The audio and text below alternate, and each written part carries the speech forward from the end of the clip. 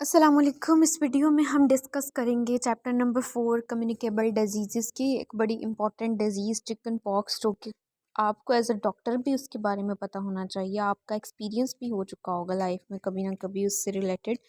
और इसके अलावा आपको एटलीस्ट उसका ट्रीटमेंट ना भी कहें तो उसकी आपको मैनेजमेंट पता होनी चाहिए। तो हम उसको डिस्कस करते हैं। पहले हम बुक से रीड करते हैं, ठीक है।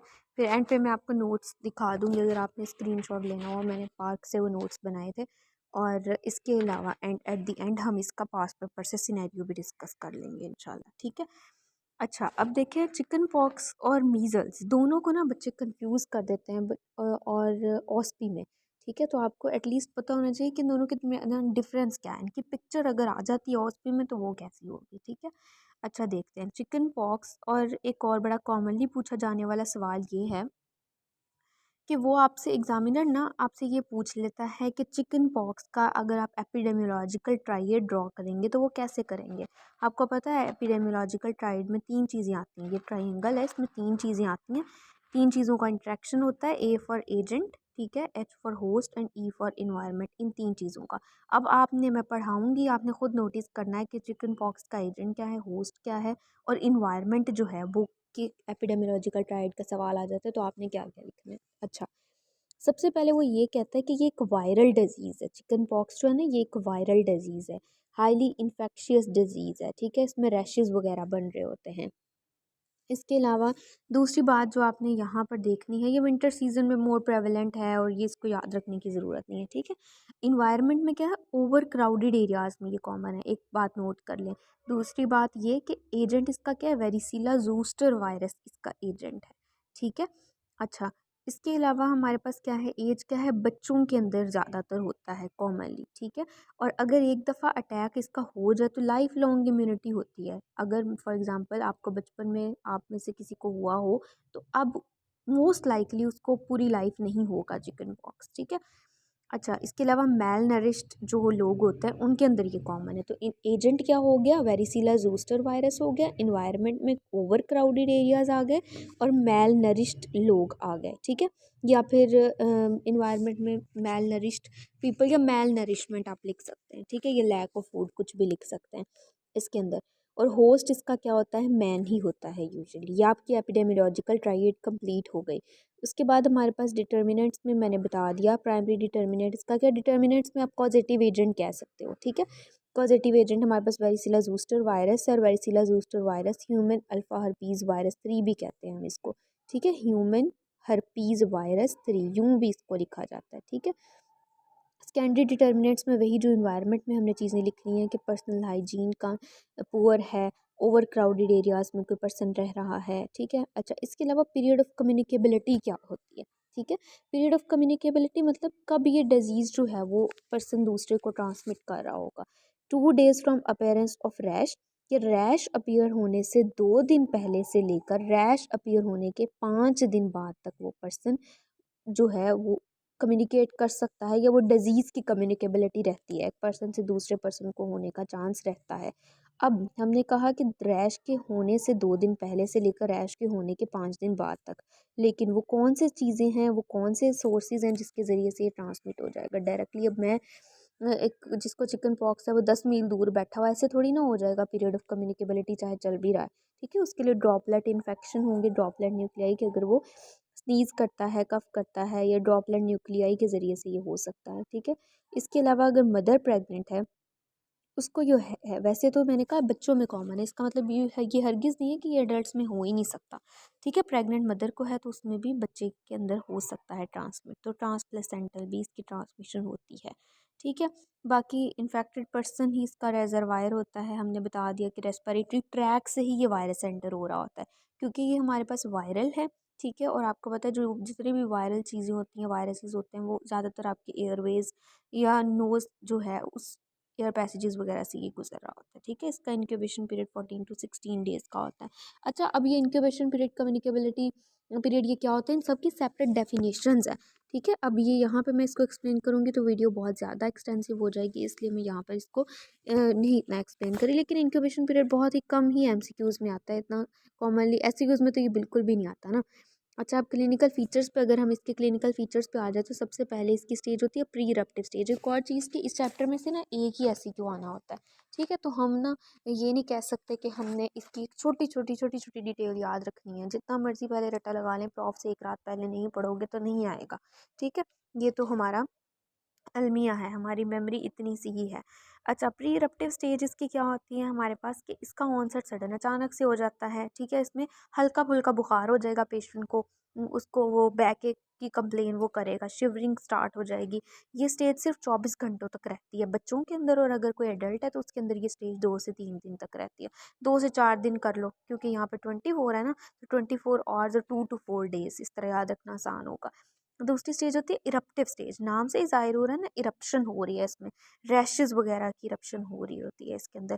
करेक्टरिस्टिक्स इरप्शंस के क्या हैं, ये इसमें सेंट्रीपिटल डिस्ट्रीब्यूशन होती है। सेंट्रीपिटल डिस्ट्रीब्यूशन का मतलब ये है, इसका रैश जो है ना, आपने पैटर्न पेशेंट से पूछना होता है, अच्छा रैश कहाँ पर पहले बना था, ठीक है। पहली दफ़ा रैश जो पहला पहला बना था वो कहाँ बना था, ठीक है। ये पहले ट्रंक के ऊपर अपीयर होता है और फिर ये Aahista Aahista arms, legs, face, वहाँ पर भी एक्सटेंड करना शुरू हो जाता है इसका रैश, ठीक है।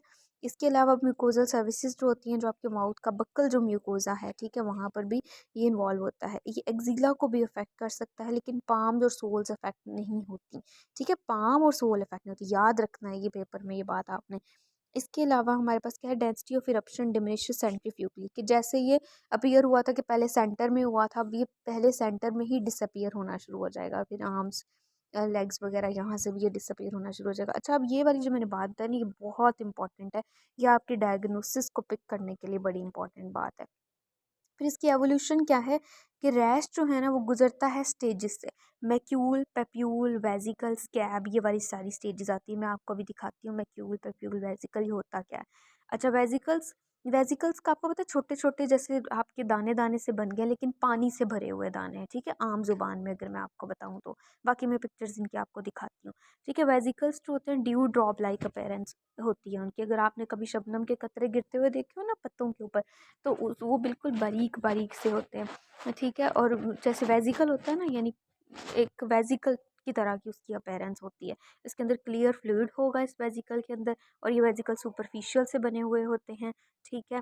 इसके अलावा हमारे पास क्या होता है कि अम्बलाइकेटेड नहीं होता, यानी यूँ नहीं है कि ये एक वेजिकल बन गया उसके ऊपर यूँ थोड़ी सी एक्सटेंशन सी, अम्बलाइकेटेड नहीं होता ये वेजिकल, ठीक है। ये क्रस्ट भी बना सकता है without passing through the pustular stage. अच्छा, यहाँ पे एक और इम्पॉर्टेंट जो कि आपको डायग्नोसिस में हेल्प करेगा वो ये है कि जितनी भी स्टेजेस रैश की बताए ना, चाहे पेप्यूल है, वेजिकल है, क्रस्ट है, वो आपको एक एरिया पर एक ही टाइम पर नज़र आ जाएगा। ये नहीं है कि अगर शुरू में आपके मैक्यूल बन गए थे तो एक दो दिन छोड़ के फिर पेप्यूल बन जाए, फिर एक दो दिन छोड़ के वेजिकल बन जाए, नहीं। अगर यहाँ पर आपको एक मैक्यूल नज़र आ रहा है, ठीक है, और यहीं पर आपको पेप्यूल भी नज़र आ सकता है, यहीं पर आपको वेजिकल भी नज़र आ सकता है, यहीं पर आपको क्रस्ट भी नज़र आ सकती है, तो ये सारी स्टेजेस रैश की आपको साइमल्टेनियसली एक ही जगह पर नज़र आ सकती हैं, ठीक है। क्यों हो रहा होता है, क्योंकि हमारे पास क्या होता है कि रैश जो होता है ना वो सक्सेसिव क्रॉप्स में अपीयर होता है 4 से 5 दिनों के लिए इन दी सेम एरिया, ठीक है। जैसे आपने क्रॉप्स देखे हो, जैसे फसलें उगी हुई होती हैं ना, बिल्कुल इसी तरह ये जो रैश है ना वो क्रॉप्स की फॉर्म में अपीयर हो रहा होता है। जैसे ये क्रॉप है ना, एक डिफरेंट तरह की चीज़ें इसमें आ गई, ठीक है। तो ये एक ही एरिया के अंदर क्रॉप्स की फॉर्म में ये रैश अपीयर हो रहा होता है, ठीक है। फीवर इतना ज़्यादा नहीं होता है इसके अंदर, ठीक है। हाँ, लेकिन एक और इम्पॉर्टेंट बात दोबारा से, कि हर टाइम पर जब एक नई नई क्रॉप आएगी, फ्रेश क्रॉप आएगी इरप्शन की, रैश की इरप्शन की, तो फीवर थोड़ा सा बढ़ जाएगा, यानी पीक्स आएंगी कि एक नई फ्रेश क्रॉप जो है वो रैशेस की अपीयर हुई है, तो उस टाइम पर फीवर उस पेशेंट का बढ़ जाएगा, ठीक है। अच्छा, इसके अलावा हमारे पास इसकी कॉम्प्लिकेशंस क्या होती हैं। कॉम्प्लिकेशंस के लिए एक निमोनिक है।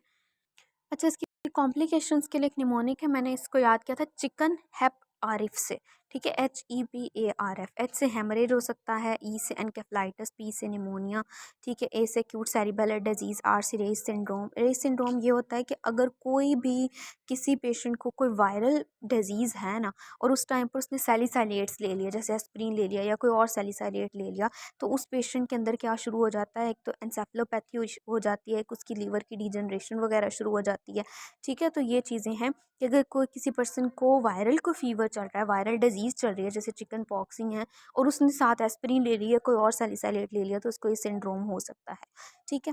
अब ये लेमैन को तो नहीं पता होता, आम आदमी को तो नहीं पता होता, बल्कि हमें भी नहीं पता होगा शायद इससे पहले, ठीक है।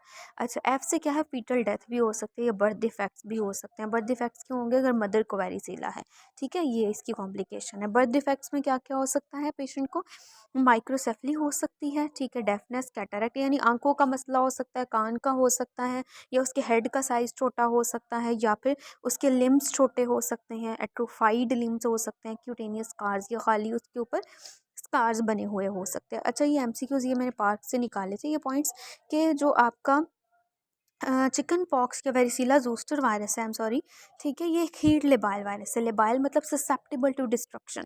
अगर हीट बहुत ज़्यादा हाई टेम्परेचर में ये वायरस जाता है तो इसकी डेथ हो जाती है, ठीक है। Unlikely to be transmitted by fomites. अब फोमाइट्स क्या होते हैं, कोई भी नॉन लिविंग थिंग जिससे आपका फॉर एग्जांपल कोई पेशेंट है, उसको चिकन पॉक्स है, उसने कोई भी ब्लैंकेट वगैरह लिया हुआ था, ठीक है, उसके ऊपर शेडिंग होती है वायरस की, तो ये डिजीज़ जो है वो फोमाइट से ट्रांसमिट नहीं होती। फोमाइट कोई भी नॉन लिविंग थिंग, जैसे टॉवल हो गया, बेडिंग्स, कोई भी चीज़ जो कि सॉइल्ड हो इन्फेक्शियस मटेरियल के साथ, लेकिन ये डिजीज़ फोमाइट से ट्रांसमिट नहीं होती। फीटस के अंदर कंजेनिटल वेरिसिला हो जाता है अगर मदर को पहले 5 माह, जब गेस्टेशन या प्रेगनेंसी के पहले 5 माह होते हैं, ये 20 वीक्स होते हैं, उस टाइम पर अगर मदर को चिकन पॉक्स है तो फिर फीटस को भी हो सकता है, ठीक है। इसके अलावा वायरस जब पस्ट्यूलर स्टेज आ रही होती है ना, उससे पहले पहले वायरस की डेथ होना शुरू हो जाती है या डेथ हो जाती है, ठीक है। इसके अलावा क्या है कि पेशेंट इन्फेक्शियस नहीं रहता जब लीजन में क्रस्ट्स बनना शुरू हो जाए। मैंने बताया ना, मैक्यूल पेप्यूल वेसिकल और क्रस्ट बन रहे होते हैं। अच्छा, ये एक इम्पॉर्टेंट बात है, ऑस्पी में, हमारी ऑस्पी में आया हुआ था कि इसका सेकेंडरी अटैक रेट क्या है चिकन पॉक्स का, और हम लोगों को नहीं पता था, ठीक है। इसलिए आपने इस पॉइंट को नोट करना है कि secondary attack rate chicken pox का 90% होता है। अच्छा, इसके अलावा हमारे पास यहाँ पर क्या है, कंट्रोल आपने क्या करना है, इसका कोई स्पेशल ट्रीटमेंट नहीं होता। आप टेट्रासाइक्लिन दे सकते हो पेशेंट को, ठीक है, सेकेंडरी इन्फेक्शन को प्रिवेंट करने के लिए। टेट्रासाइक्लिन इज एन एंटीबायोटिक, आप सब फार्मा में पढ़ चुके हैं। कंट्रोल आपने कैसा करना है, नोटिफाई करना है हेल्थ अथॉरिटीज़ को, आइसोलेट कर देना है पेशेंट को या बच्चे को स्कूल से 1 हफ्ते के लिए। ये बात एमसीक्यूज़ में अक्सर आ जाती होती है कि कितनी देर के लिए आइसोलेट करना है। जब उसको रैशेज़ वगैरह बन गए उसके बाद 1 हफ्ते के लिए उसको आइसोलेट कर देना होता है, ठीक है। इसके अलावा क्या है, डिसइंफेक्शन ऑफ द आर्टिकल करनी है, जो भी आर्टिकल सॉइल्ड है ना डिस्चार्ज के साथ, उसकी डिसइंफेक्शन करनी है। इसमें क्वारंटाइन ज़रूरी नहीं होता, लेकिन हमने बच्चे के कॉन्टैक्ट्स को एग्जामिन करते रहना है, नोटिस करते रहना है 21 दिनों के लिए। ये भी अगेन एक एमसीक्यूज़ है। इसके अलावा हमारे पास प्रिवेंटिव मेयर्स में इम्यूनोग्लोबुलिन्स आप दे सकते हैं, वैक्सीन दे सकते हैं। इम्यूनोग्लोबुलिन्स और वैक्सीन में भी फ़र्क है, लेकिन यहाँ पे इम्यूनिटी वाले चैप्टर में पढ़ेंगे। वैसिला जूस्टर वायरस इम्यूनोग्लोबुलिन के नाम से एक इम्यूनोग्लोबुलिन आती है, वायरस का ही नाम है, कोई इसमें रॉकेट साइंस नहीं है। 1.25 से 5 ml आपने देनी होती है जब एक्सपोजर हुआ है उसके 72 घंटों के अंदर अंदर। वैक्सीन में आप लाइव अटेनुएटेड वैक्सीन यहाँ पर देते हो। ये वीडियो लेंथी हो जाएगी, अब मैं आपको इसका जो है मैक्यूल पेप्यूल नेक्स्ट वीडियो में दिखाती हूँ इंशाल्लाह। Thank you very much.